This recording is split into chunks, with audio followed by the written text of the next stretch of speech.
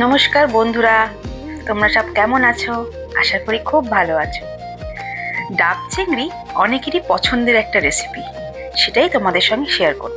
যদিও তোমরা রেসিপিটা জানো, তবুও ভাবলাম একবার বলি। আমি আমার মতন করে করেছি। প্রথমে চিংড়ি মাছগুলোকে ভালো করে মুখটা আর পাগুলো, বড় বড় পাগুলো কেটে নিয়ে খোলাটা ভালো করে ছাড়িয়ে নিলাম। তারপর চিংড়ি মাছের ওই পিঠের কাছটা যে কালো অংশটা থাকে সেটা টেনে বার করে ভালো করে ধুয়ে পরিষ্কার করে রাখলাম। আর যা যা লাগবে সেগুলো হলো নারকোল, পেঁয়াজ, রসুন, আদা, সর্ষে পোস্ত পাউডার, কাঁচা লঙ্কা। চিংড়ি মাছগুলোকে নুন হলুদ ভালো করে মাখিয়ে রাখলাম। তারপরে পেঁয়াজটাকে একটু সেদ্ধ করে নিয়ে ওটাকে পেস্ট করে নিলাম। তারপর আদা রসুন এটাকেও ভালো করে পেস্ট করলাম। তারপর ডাবের জলটা বার করে সেই শাঁসটাকে বার করে নিলাম।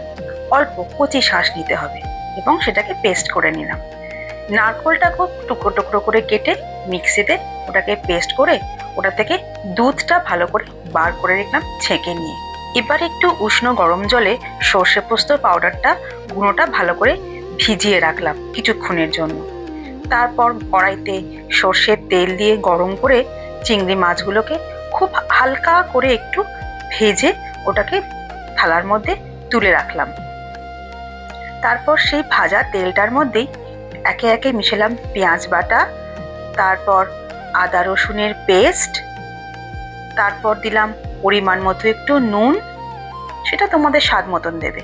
তারপর ওই সর্ষে পোস্ত পাউডার যেটা ভিজিয়েছিলাম সেই গোলা জলটা ছড়িয়ে দিলাম, একটু কাঁচা লঙ্কা, তারপর দিলাম ওই মালাইটা যেটা পেস্ট করে রেখেছিলাম ডাবের থেকে, সেটা হাফ দিলাম আর অর্ধেক রেখে দিলাম।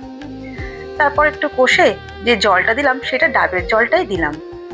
তারপর নারকোলের ওই দুধটা যেটা ছেঁকেছিলাম সেটা দিয়ে ওর মধ্যে চিংড়ি মাছগুলোকে ছেড়ে দিলাম। কিন্তু এটা ভালো করে ফোটাবো না, অল্প ফুটিয়ে ডাবের মধ্যে ওই চিংড়ি আর ওই ঝোলগুলো একবার করে দিয়ে আর তার উপরে মালাইটা ছড়িয়ে ছড়িয়ে দিলাম। দিয়ে একটু কাঁচা লঙ্কা দিয়ে ওপর থেকে ভালো করে সেটাকে একটা আটার লেচি মতন করে টাইট করে এয়ার টাইট করে দিলাম। বা গ্যাসের মধ্যে বসিয়ে দিলাম। মিনিট 45-এর পরে মোটামুটি রেডি। তারপর এটা পরিবেশন করো গরম গরম ভাতে। আশা করি খেতে ভালোই লাগবে তোমাদের।